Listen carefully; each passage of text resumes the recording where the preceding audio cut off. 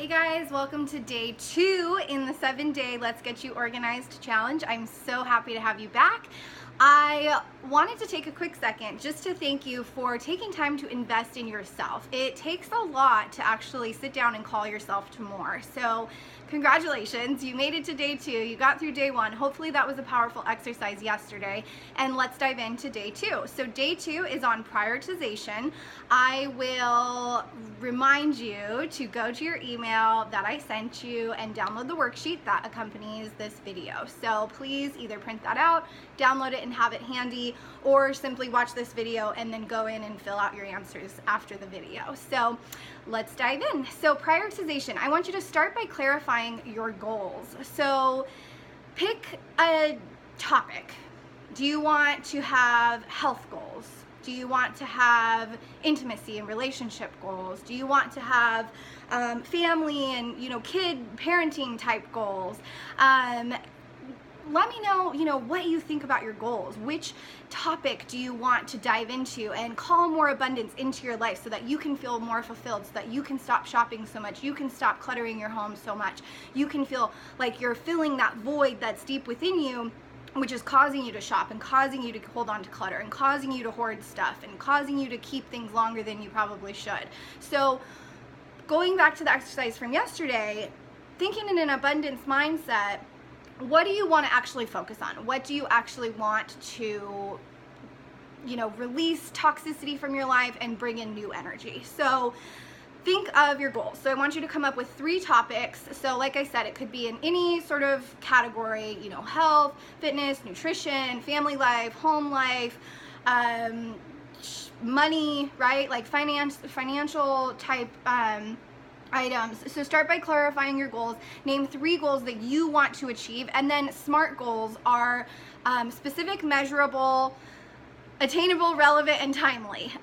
So I learned this in my corporate career. Like I mentioned in the video yesterday, I worked in a 10-year corporate human resources career, so we consistently had our employees do SMART goals, which, it's one thing to set a goal and just say, hey, I want to lose 40 pounds.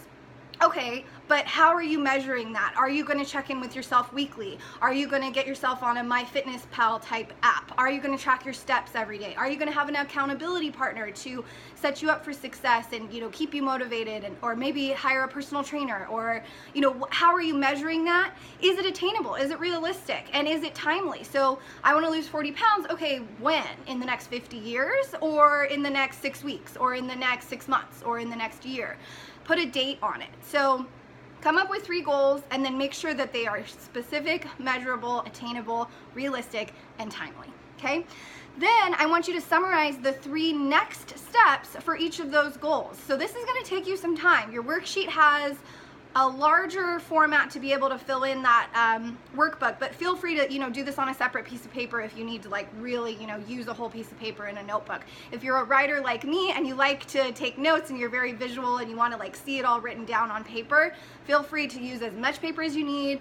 If you printed out the worksheet, flip it over to the back, use the whole back side if you need to. So come up with 3 specific goals to get you to those next steps for those goals. So what I'm talking about is, okay, I'm Melissa and I want to launch a free challenge for my clients, right? So that's my goal. Is it attainable? Yes. Is it specific? Yes. Is it realistic? Yes. Timely, I want to launch it July 9th of 2018. So if you're watching this a year from now, this is when I launched it, July 9th, 2018. So it's timely, and then it's relevant.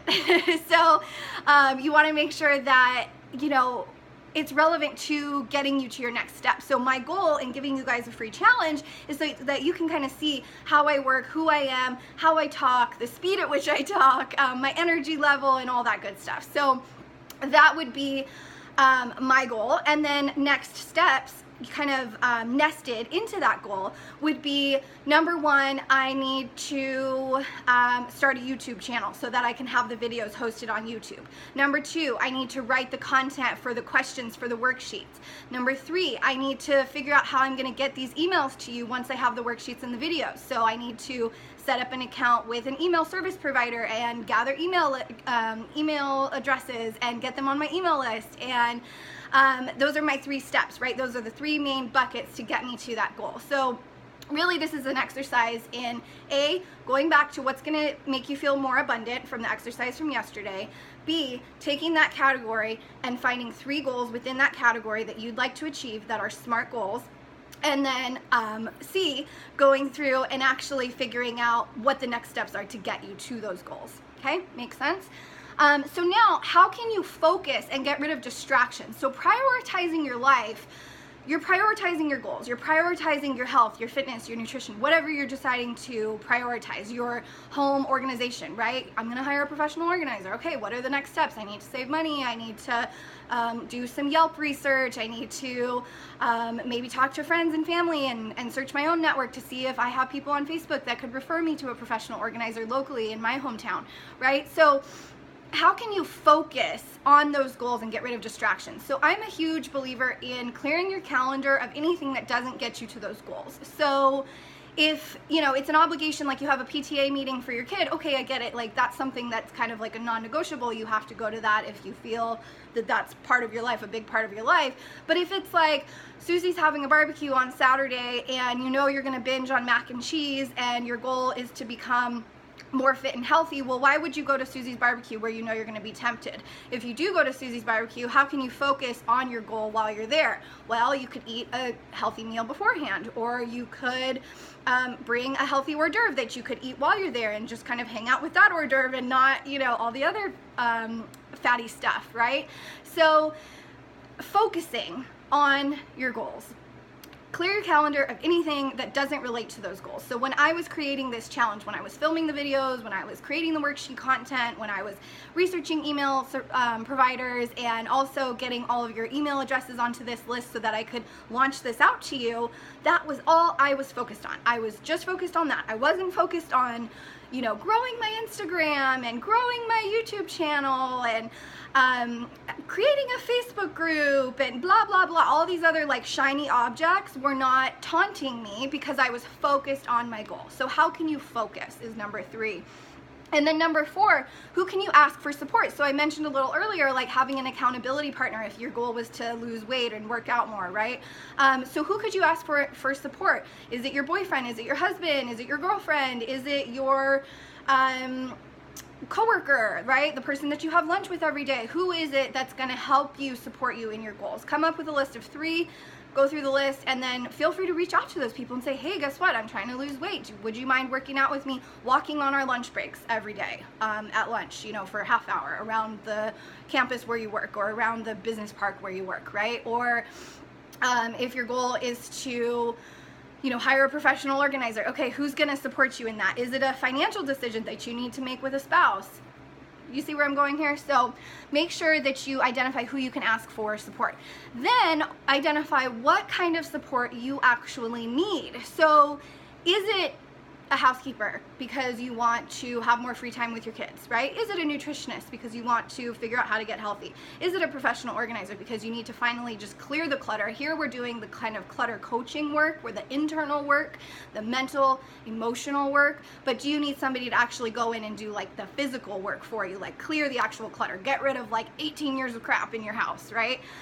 So identify what type of support you need. So again, thank you for joining. This was day 2. Feel free to print out the worksheet or fill it out electronically after this video, or, you know, feel free to pause this video as many times as you need and go through question by question. If you have any questions, comments, or concerns for me, I'm always here for you. Just feel free to respond to this email that came with the video and send me a message if you have any questions. All right, I will see you tomorrow for day 3. Congrats on your journey to organization, and I can't wait to show you more. Bye, guys.